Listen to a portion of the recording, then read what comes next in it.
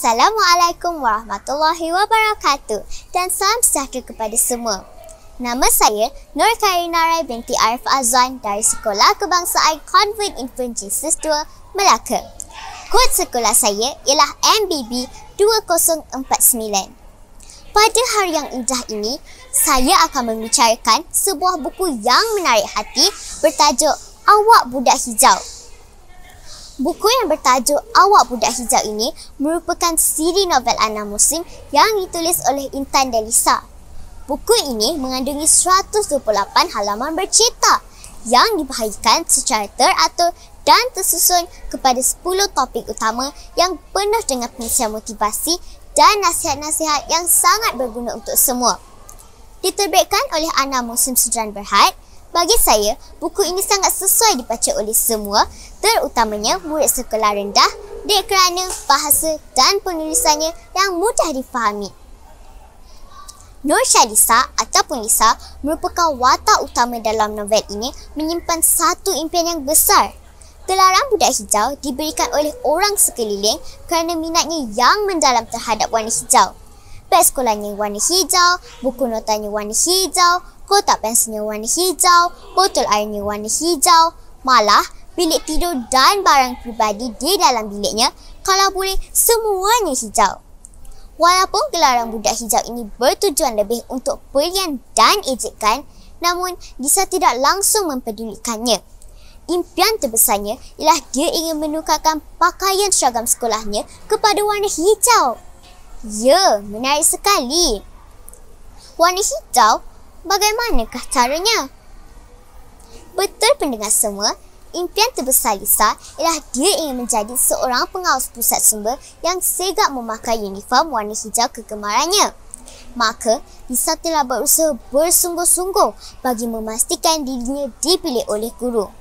Gembiranya hati Lisa apabila dia telah diumumkan sebagai 10 calon pengawas pusat sumber. Jika Lisa berjaya melepasi temu duga pengawas pusat sumber, maka secara rasminya dia akan menjadi pengawas berbaju hijau impiannya. Oleh kerana minatnya yang mendalam terhadap membaca, Lisa berharap dengan menjadi pengawas pusat sumber ini, dia berpeluang untuk pergi ke pusat sumber dan membaca buku kegemarannya dan buku-buku yang baharu dengan lebih kerap. Dengan bacaan-bacaan inilah, baru Lisa dapat memberikan idea dan hujah dengan berlandaskan ilmu yang diperolehnya daripada membaca. Tambahan pula, Lisa bercita-cita tinggi untuk menjadi seorang penulis yang terkenal. Namun, impian menyarung warna tersebut bukanlah semudah yang disangkakan Lisa.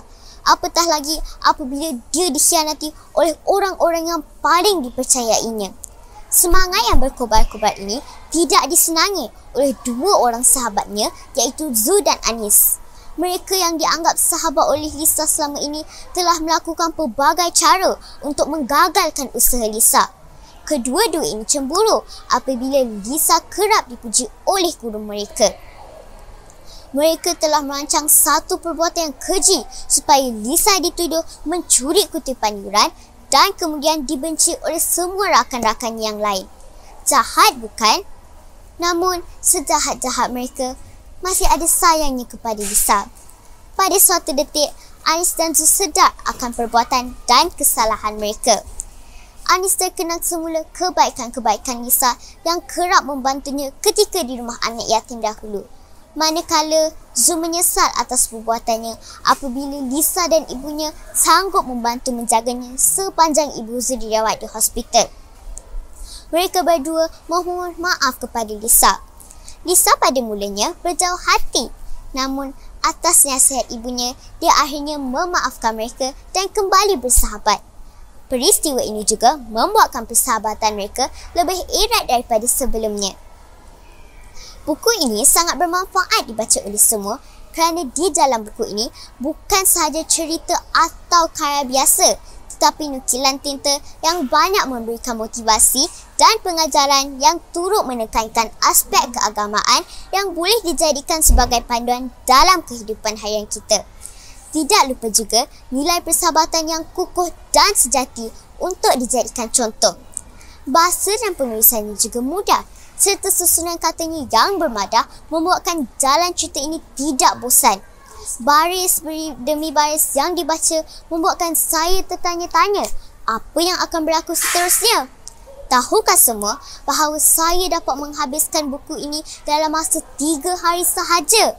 Dan bagi saya, masa yang diluangkan membaca buku ini setiap saat dan detik berlalu dengan bermanfaatnya. Begitulah sedikit sebanyak yang boleh saya kongsikan daripada pengalaman membaca novel Awak Budak Hijab ini kepada semua. Semoga perkongsian saya memberi manfaat kepada pendengar sekalian.